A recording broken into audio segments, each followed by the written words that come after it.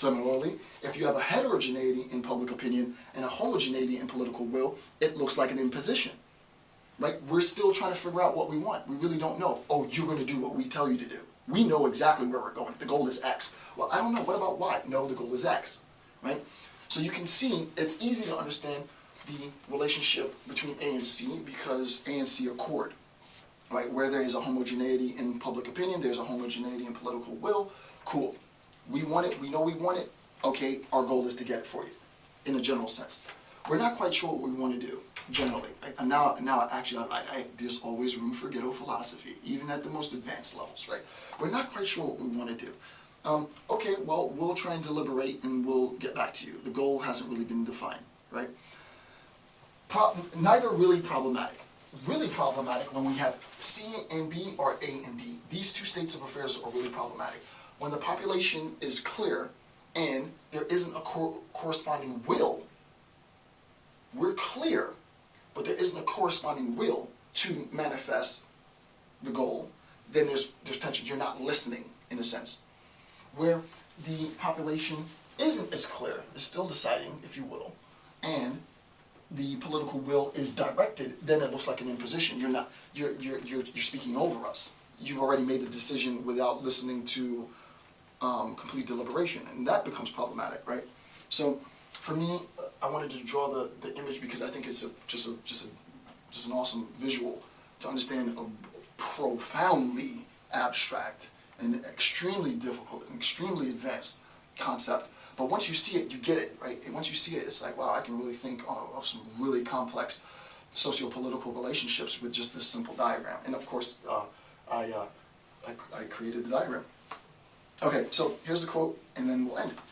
And this is the quote to sort of legitimize the structure, the system that I just sort of constructed. Quote, I am well enough aware that in any such voluntarism as this, room is left for a hint of anarchy. Anarchy probably not going to happen in this state of affairs, for the most part. I am generalizing. Anarchy probably not going to happen in this state of affairs. Anarchy probably is going to happen in C and B. Right? There's a potential for anarchy in a state of C and B, and you pick your favorite type of anarchy. I really don't care. That's not the point of the lecture series, right? It's theory. With respect to here, right, where there's heterogeneity and a this is really dangerous, right? Right? This is, and unfortunately, very few states. There are very few remaining states that are like this. Right? This really might become the totalitarian state in a Randian sense, right? This really might become the despot, right? The despot knows, the tyrant knows, and the tyrant's going to do what the tyrant wants to do, irrespective to the fact that the population is still left to decide. That becomes problematic, right? And that's when the idea of rules become even more problematic, and we know how that sort of narrative unfolds, right? So I am well enough aware that in any such voluntarism as this, room is left for a hint of anarchy. To discredit the state seems like enough to dethroning it. And when the voice of the state is viewed as the deliberate expression, and the voice of the state is viewed as the deliberate expression of public opinion, it seems like the destruction of the one uniquely democratic basis we have. But this objection itself assumes a homogeneity of public opinion. I mean, obviously, right? And that should be clear. The objection assumes, obviously, a homogeneity of public opinion, because the idea is, well, it seems to be the case that the public must speak in accord, which in times, the example that I gave you, not to say that's not justified, because the example in Vietnam was exactly, I think that's a very good example. Okay. Nor is the absence of such homogeneity a defect, as I just said. It's not a bad thing, per se. On the contrary, it seems to me that it is essentially a sign that real thought is present. That's important. Not problem per se, not a problem per se, huge problem. Huge problem. Now, we know, this is the instance he's talking about specifically in this passage. You can sort of distill or derive the rest. So I derive the rest of the relationships based on this relationship. But when there's a homogeneity and there's an inability to act, if you will, right?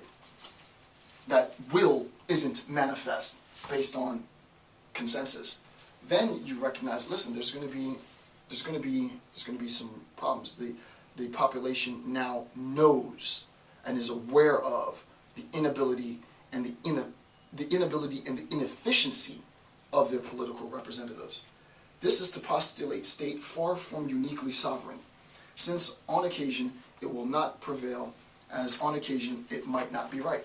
And the population, as I said, collectively is in, and ought to be ethically, in a position where it is able to hold its political candidates, representatives, what have you, governance, to be judged and held accountable for their actions. Very, very dense, very, very dense. And I'm well over an hour now. So I want to thank you for taking the time to watch my videos. Please, please, please, please, please give me feedback with respect to if this is too dense or I can't go any slower. Hopefully, I guess I'm just looking for positive feedback so I can continue. Otherwise, I'm going to assume that it's just too quick and my tone and my pace is too quick. But I want to do it my way for this one, right? This one's, I want it to be hardcore. This is the hardcore lecture series. So, thanks for taking the time to watch my videos. I'm Dr. Jason J. Campbell. Have a good day.